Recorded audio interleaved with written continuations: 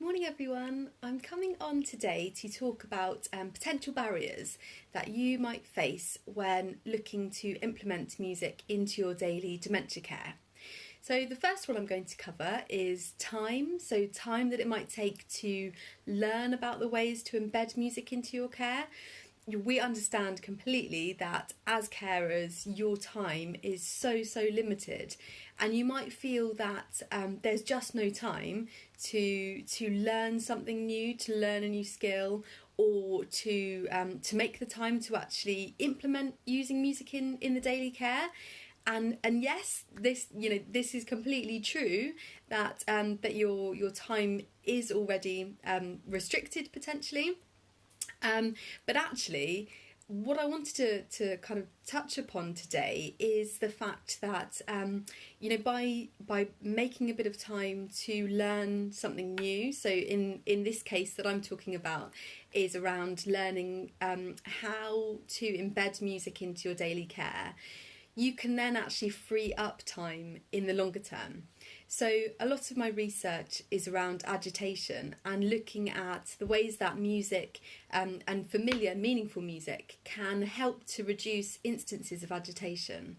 And of course, the knock-on effect is that if you have residents that are less agitated, that are more perhaps grounded in their environment, more connected, perhaps you feel that care tasks, particularly in the morning, might be particularly challenging. So in terms of supporting the people you care for to be washed and dressed, if you have an understanding of the ways that music might potentially support the individual you care for, and it is on a completely individual basis, music won't be good for everybody, and not all music is good for every person all of the time. I feel like I'm always saying that, but it's really true, is working out what is right for the individual you're caring for, and at that moment in time as well. What works one day might not work another day. But if you think about that, if by using meaningful music, it means that the person you're caring for finds it easier to be washed and dressed, and there's less resistance, you can then save time in the longer term if that's the way we're kind of thinking about it. But also that your own mental well-being and your job satisfaction if you're a paid carer. But whether you're paid carer, family carer, healthcare practitioner, whatever your role, you'll probably find that by using meaningful music, by connecting with the individuals that you care for through music, your own emotional, mental well-being will also be supported as well, and that can only be a good thing. So I think it's this whole kind of invest a bit of time to see the longer term benefits of it. It's a whole, in terms of business, it's that sort of investing money to make money. And if you think of this as your own self-care and your own well-being, invest time in supporting the well-being of the residents that you care for, the individuals you care for, but also think of that as I'm investing time in myself too. You've got to focus on your own self-worth too. So that's my first answer to the point around the time. We just don't have time to be learning new things. In terms of the training that I deliver with Musica, it's fully online, but whilst you have access to 4 modules and different ways of learning within each module, covering the research behind why music works, as well as practical skills that you can embed straight away to be using music in your care, you also get access to group coaching as well. And so, putting in that little bit of extra time can really benefit you as an individual, but you also in your professional capacity too, by learning from one another's experiences, by knowing that you've got this kind of network behind you that you can draw upon. And it doesn't always have to be about music either. You then got that support network that you can go to for advice and to share successes too, sharing what works, sharing our challenges. So I think, it's really important to invest that time to be supporting the well-being of the residents you care for and individuals you care for, as well as your own mental well-being. The second one is, people often ask me, I just don't know where to start. So, and perhaps you're kind of just new to the idea of using music on an individual basis. I'm sure you've been using music or seeing the benefits of outside providers coming in to provide group musical activities. But, using music on an individual basis is so important.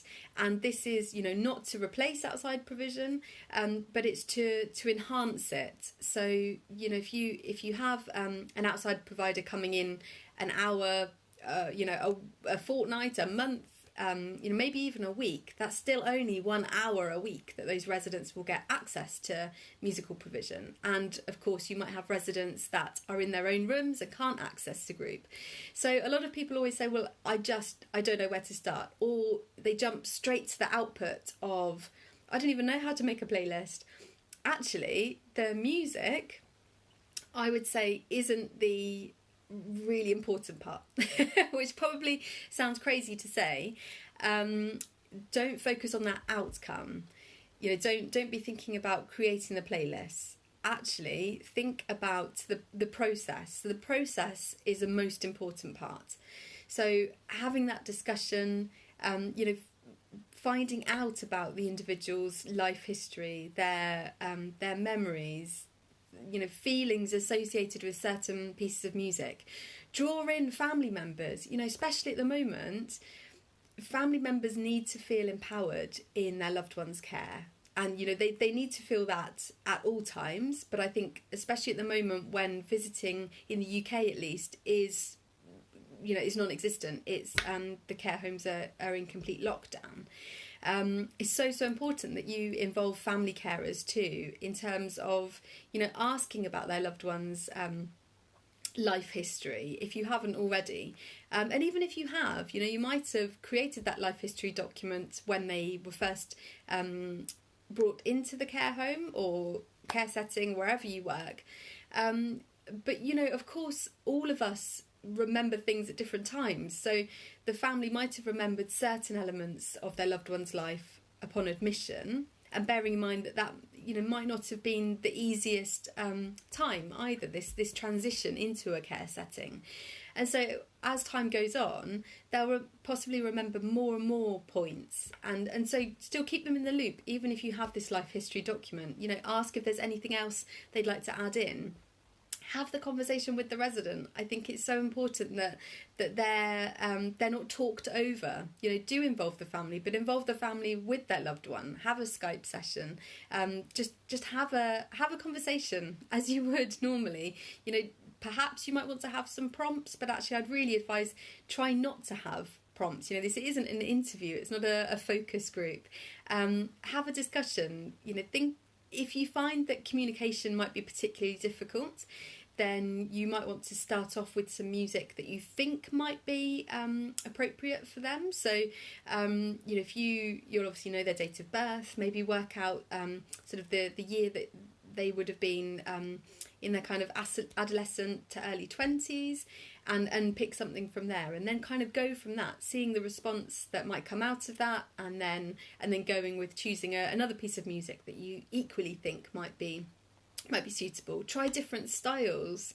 It might not always be popular music. It might be classical music as well, and even classical music. Within classical music, there's so many different subgenres too.